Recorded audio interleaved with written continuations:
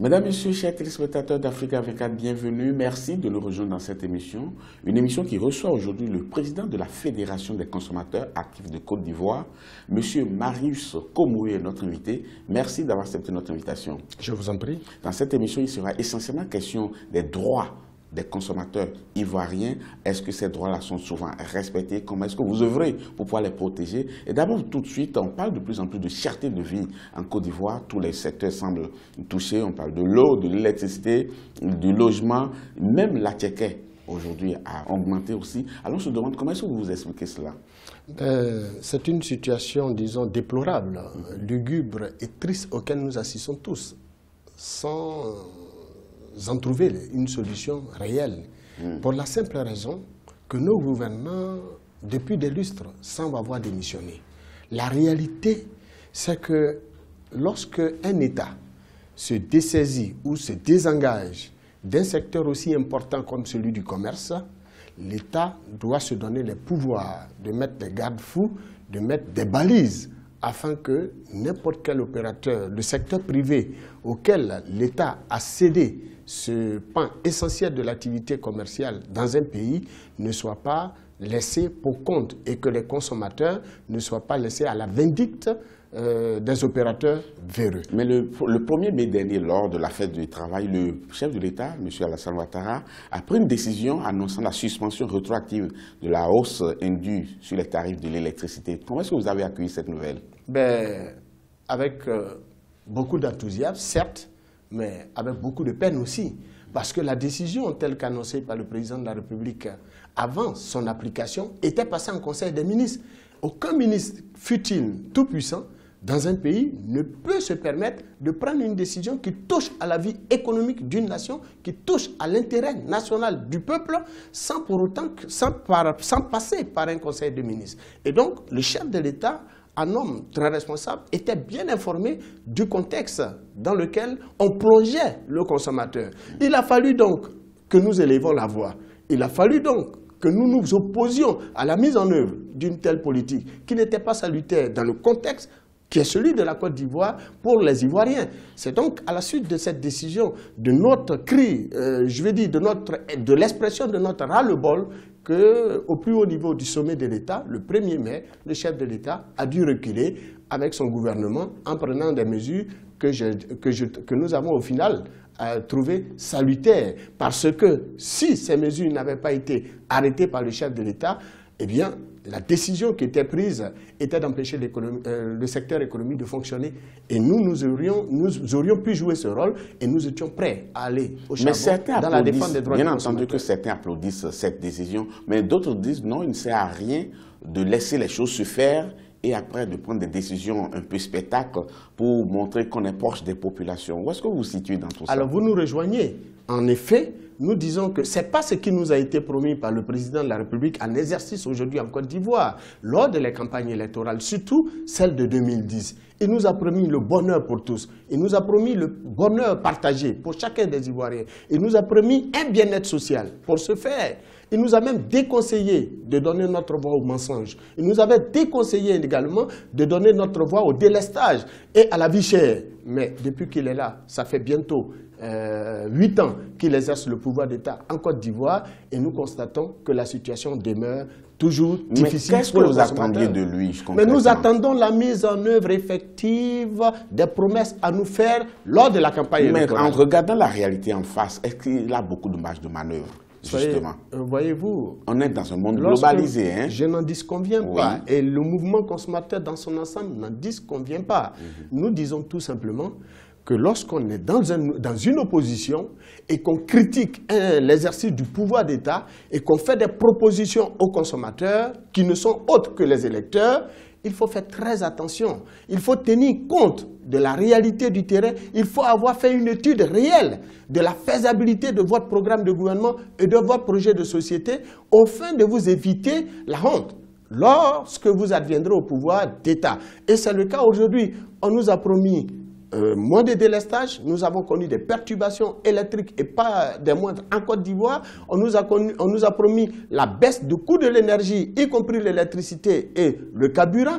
Nous sommes encore dans la perspective. Dans d'autres pays, la situation est beaucoup plus catastrophique, beaucoup plus alarmante. Vous savez, quand vous dites dans d'autres pays, les autres pays, c'est les autres pays. Oui. Nous ne voudrons pas citer des cas. La Côte d'Ivoire qui nous intéresse et qui a des potentialités, on ne peut plus réelles. Par rapport à pas mal de pays qui nous entourent, je veux parler évidemment de la sous-région, il ne faut pas perdre de vue que nous avons des potentialités qui devraient profiter d'abord aux Ivoiriens. Vous parliez tantôt de l'Atiéké. Aujourd'hui, l'Atiéké n'est plus vendu de façon réelle sur le marché ivoirien. L'Atiéké ivoirien est produit et exporté à l'extérieur parce que tout simplement, nos parents, nos frères et nos sœurs qui sont dans ce secteur d'activité ont créé des cartels permettant justement à ces derniers de mieux gagner pour naturellement leur bien-être en visant le marché sous-régional au détriment de la consommation locale. Au point qu'aujourd'hui, les Ivoiriens n'ont pas... Est-ce la faute à l'État? Mais l'État a l'obligation de réguler et de faire en sorte que l'autosuffisance alimentaire soit une réalité. L'État a l'obligation de produire, de mettre en place des conditions permettant à ces populations d'avoir à manger. Aujourd'hui, tenez-vous bien, voilà un pays qui a des potentialités naturelles, atmosphériques, et qui aurait pu lui permettre de produire du riz. Un pays comme les États-Unis, c'est un pays à des années-lumière de développement de la Côte d'Ivoire. Un pays comme la Thaïlande est un autre pays à des années-lumière de développement de la Côte d'Ivoire. L'Inde également, la Chine, alors là je n'en dirai pas plus. Mais croyez-moi, ces pays ont des populations qui travaillent la terre et qui viennent nourrir la Côte d'Ivoire en riz. Pourtant, nous avons un ministère de l'agriculture qui aurait dû engager la Côte d'Ivoire dans une véritable politique de production locale de riz afin de tourner le dos de la Côte d'Ivoire à l'importation de ce produit très consommé du reste par les Ivoiriens. Mais est-ce qu'on est conscient quand même que tous les secteurs sont en fin de compte prioritaires dans le pays? Soyez rassurés, on ne peut jamais confier son ventre à son voisin.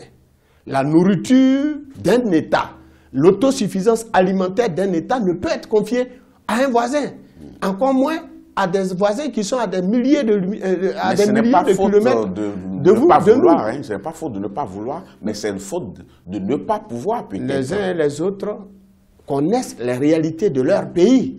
Ils font des propositions à travers des programmes de gouvernement et des projets de société. Une fois dans l'exercice du pouvoir d'État, on se rend compte qu'ils ne sont pas à mesure de mettre en place ces programmes et ces projets de société. Cela est dommageable et dommage pour les peuples africains dont la Côte d'Ivoire n'est pas exempte de tout reproche. Revenons à cette décision du président Alassane Ouattara par rapport à la suspension rétroactive des prix de l'électricité. Alors, vous mettez cela à l'actif de qui? Est-ce que c'est vous, c'est vos actions qui ont payé, ou bien c'est le gouvernement qui avait quand même sa stratégie? Il faut être très honnête dans cette lutte. Oui. La lutte est partie des réseaux sociaux.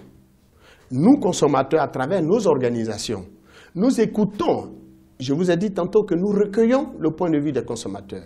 Nous restons à l'écoute de l'expression de leur mécontentement, de leur peine, de leur souffrance. Et c'est à l'issue de ça que nous portons l'information, nous saisissons les instances gouvernementales ayant en charge la régularisation d'une situation, quelle qu'elle soit. Dans le contexte de l'électricité, le combat est parti des réseaux sociaux. Nous n'avons que récupéré justement la plainte, la grogne populaire qui se faisait de plus en plus ressentie.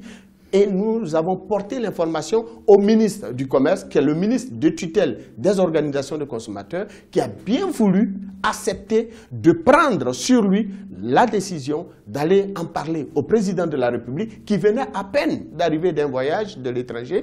Et c'est à l'issue donc de leur entretien, des factures attestant des propos du ministre ont été exigées, ce que nous avons d'ailleurs produit en allant voir des consommateurs dont les factures étaient,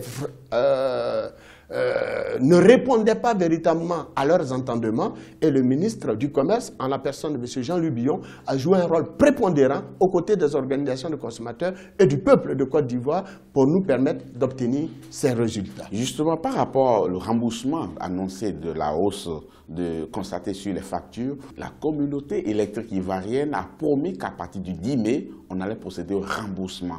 justement, est-ce que vous avez eu l'occasion de vérifier l'effectivité de cette décision? décision? Je peux vous certifier qu'à la matière, nous restons dans la perspective d'attente. D'ailleurs, on a dépassé le 10 mai déjà. On a dépassé le 10 mai, on a parlé du 23 mai, nous l'avons dépassé également. Nous sommes aujourd'hui en juin. Et aujourd'hui, en juin, nous pouvons dire que les premiers résultats de nos enquêtes attestent clairement que les premiers Ivoiriens, les premiers consommateurs du secteur de l'électricité dont les factures ont bénéficié de cette rétrocession du trop perçu ne sont pas du tout contents. Et nous ne voulons pas nous limiter à ces premiers plaignants. Nous voulons laisser, puisqu'il s'agit de 4 factures sur 8 mois, puisqu'ici en Côte d'Ivoire, nous recevons les factures chaque 2 mois. Et donc, le problème lié justement à la rétrocession du trop perçu par l'opérateur à qui l'État de Côte d'Ivoire a concédé les pleins pouvoirs de distribuer, commercialiser l'électricité en Côte d'Ivoire, nous attendons donc que cet opérateur veille rembourser effectivement ce trop perçu et ne joue pas au chat et à la souris avec les consommateurs. Ce serait dommageable, et je le dis de façon claire, en toute responsabilité pour cet opérateur et même pour les instances étatiques ayant en charge le secteur de l'énergie. Parce que nous n'allons pas nous laisser faire, croyez-moi. Mais en cas de non-respect, est-ce que vous avez les moyens de contraindre la CIE, la compagnie ivoirienne d'électricité? Soyez rassurés, nous avons tous les moyens juridiques. Nous avons les moyens que nous confère en tant qu'organisation de la société civile l'État à travers les textes républicains, les textes qui fondent les associations de consommateurs. Et donc, en Côte d'Ivoire, la loi sur les associations de consommateurs définit clairement les pouvoirs dont nous disposons pour naturellement mener un tel combat. Et croyez-moi, l'opérateur a ses agences sur l'ensemble du territoire national. Et c'est dans ces agences que nous allons nous acquitter de nos factures. C'est pourquoi nous leur conseillons d'être très honnêtes avec les consommateurs, au risque de nous voir, en n'en point douter, fermer, donc exiger la fermeture de toutes ces agences. Monsieur Marius Komowé, nous allons marquer une pause dans cette émission. On reviendra dans quelques instants pour approfondir un certain nombre de points, notamment la réforme du permis de conduire, qui a fait aussi beaucoup de bruit ici. Chers téléspectateurs, ne partez surtout pas, on marque une pause, on vous retrouve dans quelques instants. Merci.